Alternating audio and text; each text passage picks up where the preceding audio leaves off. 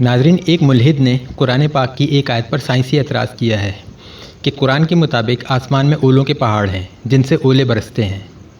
آیت مبارکہ یہ ہے، سورہ نور کی آیت نمبر 43 میں اللہ تعالیٰ فرماتے ہیں، کیا تم نے نہیں دیکھا کہ خدا ہی بادلوں کو چلاتا ہے اور ان کو آپس میں ملا دیتا ہے، پھر ان کو تہ بتہ کر دیتا ہے، پھر تم دیکھتے ہو کہ بادل میں سے میںہ نکل کر برس رہا ہے، اور آسمان میں جو پہاڑ ہیں ان سے اولے نازل کرتا ہے تو جس پر چاہتا ہے ان کو برسا دیتا ہے۔ اس آیت پر ملحد کا اعتراض یہ ہے کہ پہاڑ تو زمین پر ہوتے ہیں، آسمان پر کہاں سے چلے گئے؟ گویا آسمان پر اولوں کے پہاڑ ہیں جن سے اولے نازل کیے جاتے ہیں۔ ملحدین کے مطابق یہ آیت موجودہ سائنسی علم سے مطابقت نہیں رکھتی۔ آج کی ویڈیو میں ہم اس بات کو سمجھیں گے کہ آسمان میں موجود اولوں کے پہاڑوں سے کیا مراد ہے اور سائنس کا ان کے متعلق کیا موقف ہے۔ اس ویڈیو کو آخر تک ضرور دیکھیے گا، کیونکہ ملحدین کے نزدیک جو بات قرآن کے خلاف ہے وہ میرے نزدیک قرآن کی حقانیت کا سب سے بڑا ثبوت ہے، اور میں انشاءاللہ اسے ثابت کروں گا۔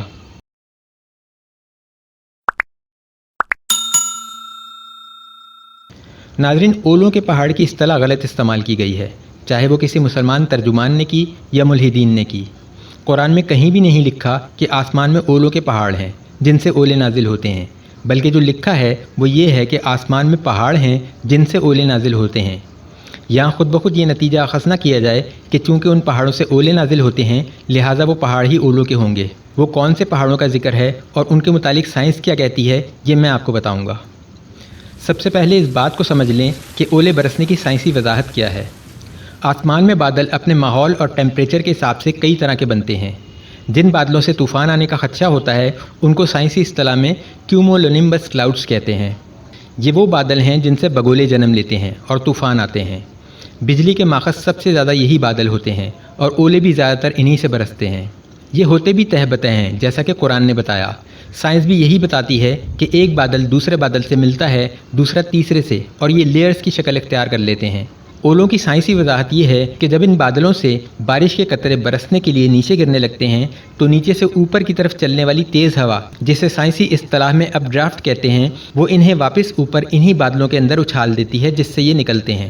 پھر یہ اس حد تک اوپر جاتے ہیں جہاں تک ہوا انہیں اچھالتی ہے۔ ٹھنڈک کے اثرات اور ٹھنڈی ہوا کے دباؤ کی بنا پر یہ قطرے سے برف کے ذرے میں تبدیل ہو جاتے ہیں۔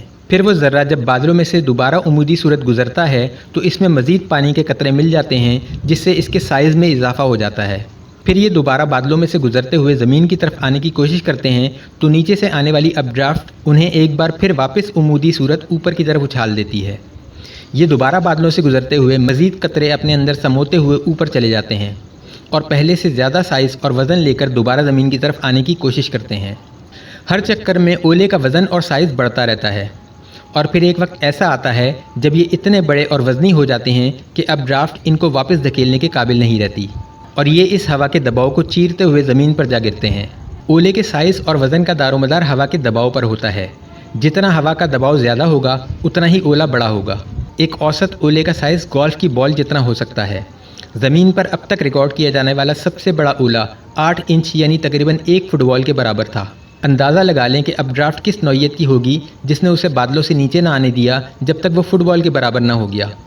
اب اس پورے معاملے کا ایک دوسرا پہلو بھی ہے۔ جو اب ڈرافٹ اولے کو بار بار واپس بادلوں میں دھکیل رہی ہے وہ بادلوں پر کیا اثر کرے گی؟ سائنس کے مطابق وہ اب ڈرافٹ بادلوں کو درمیان سے اوپر کی طرف ابھارنا شروع کر دیتی ہے۔ یہ منوعاً وہی بات ہے جسے قرآن بیان کر رہا ہے۔ ذرا دوبارہ پڑھیے، سورہ روم آیت نمبر 48۔ خدا ہی تو ہے جو ہواؤں کو چلاتا ہے تو وہ بادل کو ابھارتی ہے، پھر خدا اس کو جس طرح چاہتا ہے آسمان میں پھیلا دیتا ہے اور تہ بتہ کر دیتا ہے، اور پھر تم دیکھتے ہو کہ اس کے بیج میں سے میںہ نکلنے لگتا ہے، پھر جب وہ اپنے بندوں میں سے جن پر چاہتا ہے اسے برسا دیتا ہے تو وہ خوش ہو جاتے ہیں۔ یہ نیچے سے مسلسل چلنے والی اپ ڈرافٹ بادلوں کو ابھار کر ایک بڑے پہاڑ کی شکل دے دیتی ہے۔ ایسے پہاڑ جن کی اونچائی سائنس کے مطابق 40,000 سے 70,000 فٹ یا اس سے بھی زیادہ ہو سکتی ہے، یعنی قرآن کے مطابق جن پہاڑوں سے اولے برستے ہیں وہ در حقیقت یہی کیومولونمبس کلاؤڈز ہی ہیں۔ یہاں یہ بھی بتاتا چلوں کہ اس وقت تک دنیا کے سب سے اونچے پہاڑ ماؤنٹ ایوریسٹ کی اونچائی 29,000 فٹ ہے۔ اب یہاں صرف ایک آخری اعتراض بچتا ہے کہ کیا محض ظاہری شکل پہ بادل کو پہاڑ قرار دے دینا سائنسی ہے؟ تو اس کا جواب تو خود ناسا نے دے دیا۔ آپ صرف اتنا کیجئے کہ گوگل پہ ہاٹ ٹاورز لکھ کر سرچ کیجئے۔ آپ کے سامنے جو ویب سائٹس اور تصاویر آئیں گی وہ کسی ٹاور کی نہیں ہوں گی، بلکہ انہی کیومولونمبس کلاؤڈز کی ہوں گی۔ یعنی اعتراض اگر یہ کیا جائے کہ پہاڑ تو زمین پر ہوتے ہیں، آسمان پر کہاں سے آ گئے، تو ٹاور بھی زمین پر ہی ہوتے ہیں جناب، آسمان پر کیسے پہنچ گئے؟ یہاں یہ بھی نہیں کہا گیا کہ ٹاور کی شکل کے بادل یا ٹاور جتنے اونچے بادل، بلکہ نام ہی ان کا ہاٹ ٹاورز رکھ دیا گیا۔ تشبیہ کی آخری حد یہی ہوتی ہے۔ اصل مقصد ہے بادلوں کی اونچائی کو اجاگر کرنا، جس کے لیے اللہ تعالیٰ نے اپنے ایجاد کردہ اونچے پہاڑوں کی طرح ان کو پہاڑ سے تشبیہ دے دی، تو سائنس نے اپنے ایجاد کردہ اونچے ٹاورز کی بابت ان کو ٹاورز سے تشبیہ دے دی۔ اس پورے معاملے کا سب سے حیرت انگیز پہلو یہ ہے کہ ان عمودی بادلوں کی یہ ظاہری شکل زمین سے نظر نہیں آتی۔ انسان کو ان کے بارے میں اس وقت پتہ چلا جب اس نے ہوا میں اڑنا شروع کیا، جہازوں سے اور سیٹلائٹ سے جب انہیں اوپر سے دیکھا گیا۔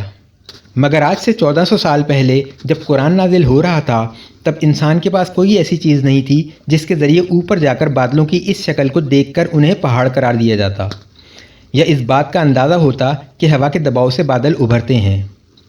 آپ آج بھی ان بادلوں کو زمین سے کھڑے ہو کر دیکھیں تو ان میں اور عمومی بادلوں میں آپ کو کوئی فرق نظر نہیں آئے گا۔ نہ آپ کو زمین سے یہ تہ بتہ نظر آئیں گے، نہ آپ کو ان کی اونچائی نظر آئے گی۔ لیکن آج سے 1400 سال پہلے نبی کریم صلی اللہ علیہ وسلم نے زمین پر کھڑے ہو کر ان بادلوں کے ابھار کا بھی اندازہ لگا لیا اور ان کے پہاڑوں کی مانند اونچے ہونے کا بھی۔ کیسے؟ یہ آیتیں عقل رکھنے والوں کے لیے کسی آسمانی خدا کا ہی تصور دیتی ہیں۔